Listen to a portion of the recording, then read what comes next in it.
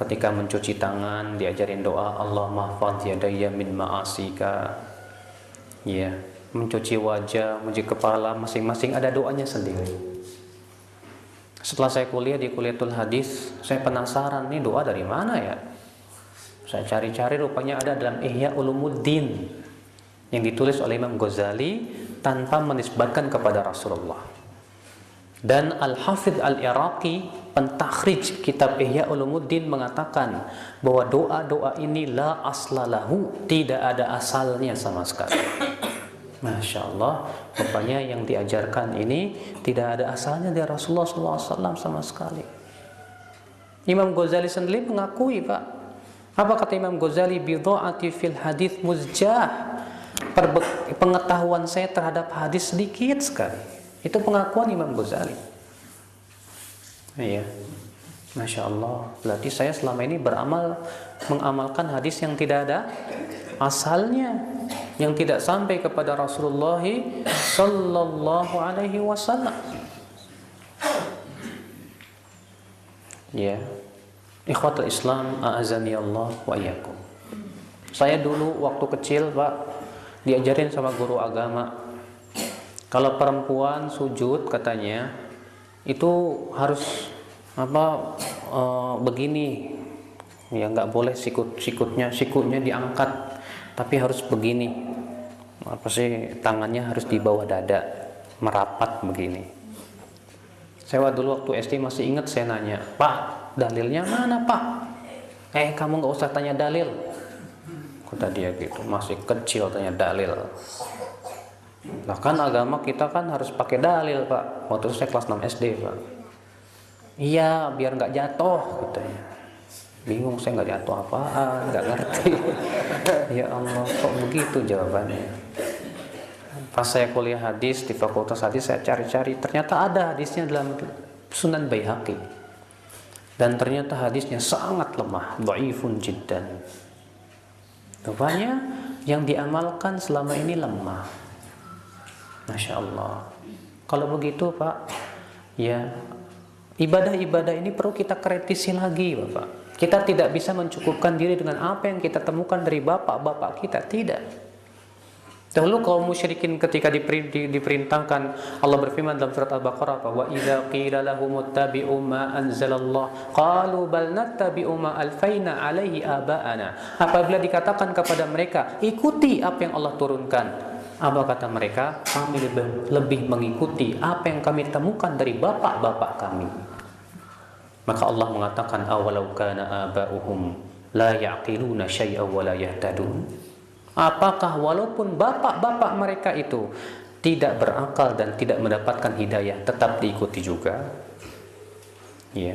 Artinya kalaupun itu tidak masuk di akal dan tidak berdasarkan kepada dalil, tetap kita ikuti juga? Tidak boleh, Bapak. Nah ini akal Islam, azani Allah wa iyyakum.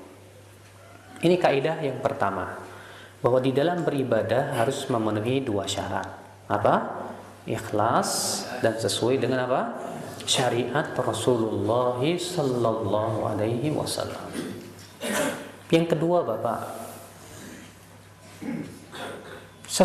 ibadah itu harus sesuai dengan syarat syariat Rasulullah dalam 6 perkara. Apa itu? Yang pertama, tata caranya atau sifatnya. Caranya harus sesuai dengan syariat Rasulullah. Yang kedua apa? Waktunya. Yang ketiga apa? Tempatnya. Yang keempat apa?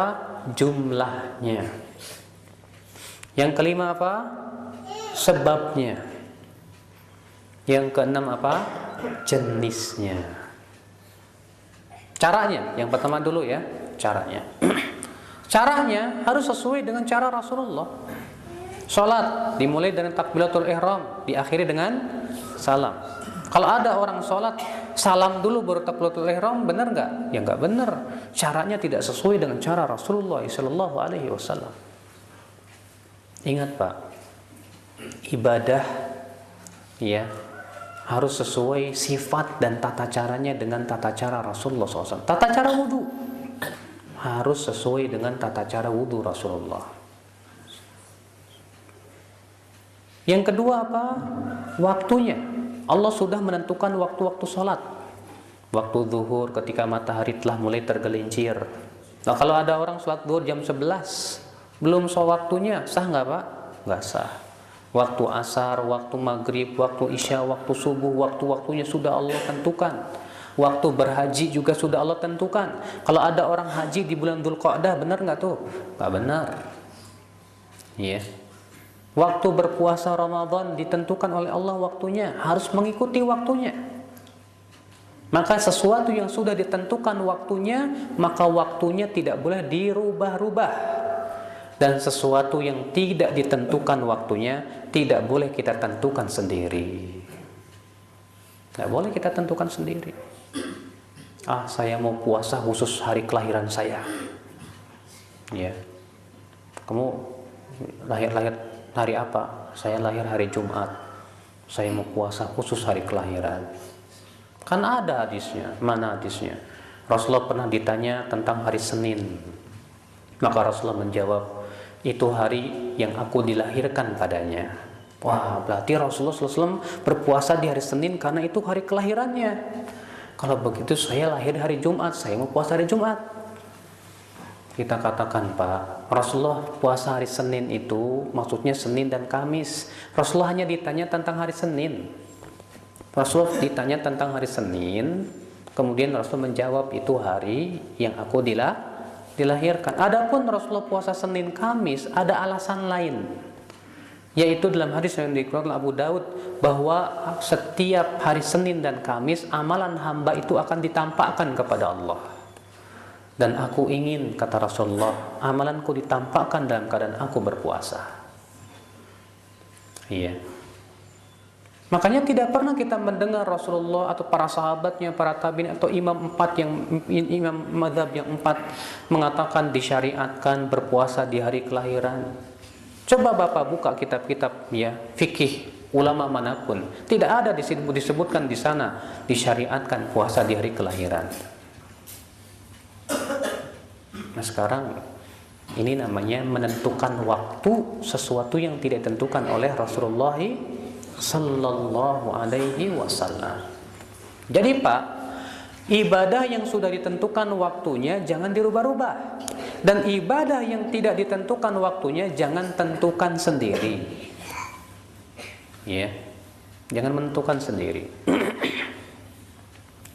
Kemudian Bapak yang ketiga, apa itu tempatnya? Ingat Bapak, ibadah yang sudah ditentukan tempatnya jangan dirubah-rubah. Yang namanya haji tempatnya di sono Pak, di Mekah. Ya. Wukuf itu di Arafah. Kemudian mabit di Muzdalifah. Kemudian lu lempar jumroh di mana? Di Mina. Jangan dirubah tempatnya di India atau di mana, yang kayak di Sulawesi sana.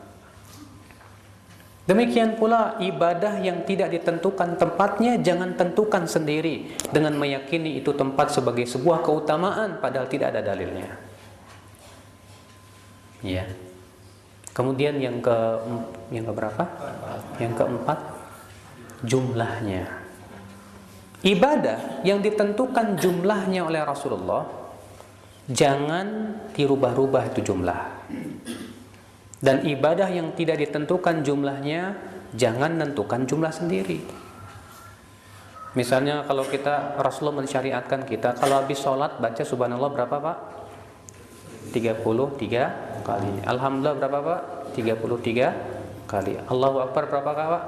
33 kali. Ditutup dengan la ilaha illallah wahdahu la syarikalah lahul mulku wa lahul hamdu wa huwa ala kulli syai'in qadir. Dalam riwayat yang lain Rasulullah mensyariatkan boleh subhanallah 10 kali, alhamdulillah 10 kali, Allahu Akbar 10 kali sudah. Dan hadisnya sahih. Dalam riwayat yang lain Rasul mensyariatkan subhanallah 25, alhamdulillah 25, Allahu Akbar 25, la ilaha illallah 25. Ini 3 cara yang Rasulullah sudah ajarkan. Lalu ada orang berkata, sedikit amat, saya mau lebih banyak dari itu. Saya mau ya subhanallah 330 kali, alhamdulillah 330 kali, Allahu Akbar 330 kali, ditutup la ilaha illallah wahdahu la syarikalah lahul mulku wa lahul hamdu wa ala kulli syai'in qadir 10 kali sehingga sempurna 1000. Kamu 100, saya 1000, banyakkan saya ibadahnya. Kita katakan walaupun kamu lebih banyak tapi kamu sudah menyelisih syariat Rasulullah. Memangnya kamu lebih paham dan lebih pintar dari Rasulullah ya? Kamu lebih tahu tentang kebaikan dari Rasulullah? Rasulullah hanya mengajarkan 100, kok kamu tambah 1000? Apa kata dia? Emang gak boleh berzikir? Berzikir bagus, tapi harus sesuai dengan syariat Rasulullah dong jumlahnya. Jangan bikin-bikin sendiri. Iya. Nah ini Bapak sekalian, jumlah yang sudah ditentukan Rasulullah jangan dirubah-rubah. Demikian pula, ibadah yang tidak ditentukan jumlahnya, jangan tentukan sendiri. Nah kadang di masyarakat, kalau di Jawa tuh Pak ya, ada orang ya datang ke Kiai, Pak Kiai, ya tolong dong kasih saya syariat. Biar apa? Biar enteng jodoh. Nih baca ya, la ilaha illallah 1000 kali, jangan lupa tuh tiap hari. Baca juga ya, subhanallah 2000 kali. Insya Allah dalam seminggu enteng jodoh kamu. Itu di Jawa banyak Pak kayak gitu Pak. Kita katakan ini jumlah dari mana ya? Kok nentukan sendiri ya? La ilaha illallah sampai 1000 kali. Udah gitu dia mengatakan bahwa itu bisa ya mengentengkan jodoh. Dari mana dia tahu? Apakah dia dapat wahyu? Ibadah itu milik Allah, bukan milik siapa-siapa. Ibadah itu milik Allah dan harus sesuai dengan syariat Rasulullah sallallahu alaihi wasallam sebagaimana sudah saya sebutkan, Pak. Makanya jumlah itu jangan dirubah-rubah dan jangan menentukan sesuatu yang tidak ditentukan oleh Rasulullah sallallahu alaihi wasallam. Iya. Akhul Islam azani Allah wa iyyakum. Kemudian yang kelima apa? Sebab. Kita wajib Pak beribadah dengan sebab yang telah Allah syariatkan dan jangan membuat-buat sebab sendiri. Contoh, kalau Bapak bersin, baca apa? Haji, alhamdulillah. Teman Bapak jawab apa? Yarhamukallah. Bapak jawab apa lagi? Yahdikumullah wa yuslih balakum. Sebabnya ada bersin. Lah kalau ada orang misalnya ya, kalau lagi makan suka gitu. Apa tuh namanya Pak? Sendawa. Dia ucapkan alhamdulillah. Kita katakan memang ada Rasulullah mengajarkan kalau bersendawa itu mengucapkan alhamdulillah. Nah, itu kan nikmat. Ya kalau nikmat kentut juga nikmat. Kenapa Bapak kalau kentut nggak baca alhamdulillah juga? Nggak ada dalilnya Pak. Ya. Maka dari itu Pak kita tidak boleh membuat sebab sendiri. Terkadang di masyarakat kita terutama di Jawa, maaf ya, sering saya sebutkan Jawa karena di Jawa itu memang pusatnya banyak sekali ya. Bikin sebab sendiri Pak. Saya pernah ada orang jualan kitab mujarobat itu di bis. Saya buka, Masya Allah, doa menghilangkan bisul dan jerawat. Wah, hebat nih. Baca ayat ini sebanyak-banyaknya. Yas'alunaka 'anil jibal faqul yansifuha rabbi nasfa. Mereka bertanya kepada Muhammad tentang gunung. Katakanlah Allah akan menghancurnya sehancur-hancurnya. Gunung aja hancur apalagi bisul. Pusing. Ini syariat siapa Bapak? Apa seperti itu Rasulullah mengajarkan? Ya. Ini namanya membuat sebab sendiri yang tidak pernah disyariatkan oleh Rasulullah sallallahu alaihi wasallam. Ya, saya pernah mendatangi sebuah TK. Lalu guru TK itu mengajarkan anak-anak, "Ayo nak, doa masuk kelas." Ya, ketika mau belajar, doa mau belajar. Saya tanya ke gurunya, "Emang ada gitu hadisnya?" "Ya nggak ada Ustadz, kami yang buat." "Oh, kamu pembuat syariat ya?" La ilaha illallah. Rasulullah aja tidak pernah mengajarkan kamu bikin-bikin sendiri. Ya. Siapa pembuat syariat? Allah apa kamu? Allah. Berarti serahkan semuanya kepada Allah. Agama milik Allah, bukan milik siapa-siapa. Allah berfirman, "Ala lillahi dinul khalis." Ketahuilah milik Allah agama yang murni ini. Agama bukan milik kiai, agama bukan milik siapapun, agama milik Allah. Harus sesuai dengan apa yang disyariatkan oleh Allah melalui lisan Rasulullah sallallahu alaihi wasallam. Kemudian yang keenam, jenisnya. Ketika kita berkorban, Allah sudah menentukan jenis hewan binatang yang dikorbankan. Apa itu? Kambing, kalau enggak sapi atau unta. Nah, kalau ada orang berkata, "Saya mau berkorban ayam, Ustadz. Saya punya ayam nih, 2.000, 1.000 saya korbanin deh." Tak boleh. Karena Allah subhanahu wa ta'ala sudah menentukan jenisnya cuma 3. "Saya mau berkorban jerapah, gede loh Ustadz." Ya. Walaupun gede, percuma kalau tidak sesuai dengan syariat Rasulullah sallallahu alaihi wasallam. Makanya Bapak, Ibu, ya, sekali lagi ibadah harus sesuai caranya dalam 6 perkara tadi. Jangan kita mengada-ngadakan ibadah yang tidak pernah disyariatkan oleh Rasulullah sallallahu alaihi wasallam. Ikhwatul Islam azani Allah wa. Kemudian kaidah yang keberapa? Yang ketiga. Ibadah harus berdasarkan hadis yang sahih. Tidak boleh memakai hadis yang lemah. Ya. Kenapa? Karena hadis yang lemah tuh, Pak. Saya mau jelaskan dulu kepada Bapak apa itu hadis yang lemah. Hadis yang lemah itu dibagi oleh ulama, ada lemahnya ringan dan lemahnya berat. Lemah yang ringan itu adalah hadis yang ada dalam sanadnya perawi yang buruk hafalannya. Disebut dengan sadukun sayyi'ul hifdz. Iya, buruk hafalan. Kapan dikatakan si fulan atau seorang perawi itu buruk hafalan? Al-Hafidz Ibnu Hajar menjelaskan dalam kitab Nuzhatun Nadhar, wa huwa alla yatarajjah janibu sidqihi ala janibi khata'ihi. Ya, yaitu sisi benar dan sisi salahnya sama-sama kuat. Benar dan salahnya apa? Sama-sama seimbang. Ada kemungkinan benar, kemungkinan salahnya sama-sama kuat. Berarti Pak, kalau kemungkinan benar dan salahnya sama-sama kuat, namanya apa? Namanya meragukan. Ini benar apa salah ini? Sama-sama seimbang masalahnya. Sedangkan sesuatu yang meragukan diperintahkan oleh Rasul untuk ditinggalkan. Rasul bersabda, "Da'ma yaribuka ila ma la yaribuk." Tinggalkan yang meragukan kamu kepada yang tidak meragukan. Berarti hadis lemah itu meragukan. Makanya ya, pendapat yang sahih dari pendapat para ulama, hadis lemah ditolak secara mutlak. Apalagi dalam masalah ibadah. Kita tidak boleh beribadah kepada Allah dengan hadis yang lemah. Dan ini yang ditetapkan oleh Imam Syafi'i rahimahullah dan para ulama di zaman dahulu. Ini dia Imam Abu Hanifah berkata, "Idza sahhal haditsu fahuwa madhhabi." Apabila hadis telah sahih, maka itulah yang menjadi madhabku. Demikian pula Imam Syafi'i mengatakan demikian. Idza sahhal haditsu fahuwa madhhabi. Apabila hadis telah sahih, maka itulah madhabku.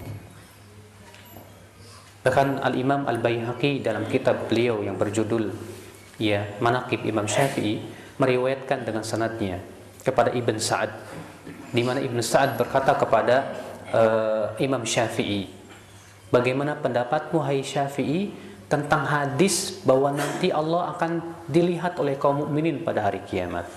Apa kata Imam Syafi'i? "Ya Ibn Sa'ad, iqdi ilai haitu aw mittu anna kulla hadithin sahha fa inni aqulu bihi wa illam yablughni."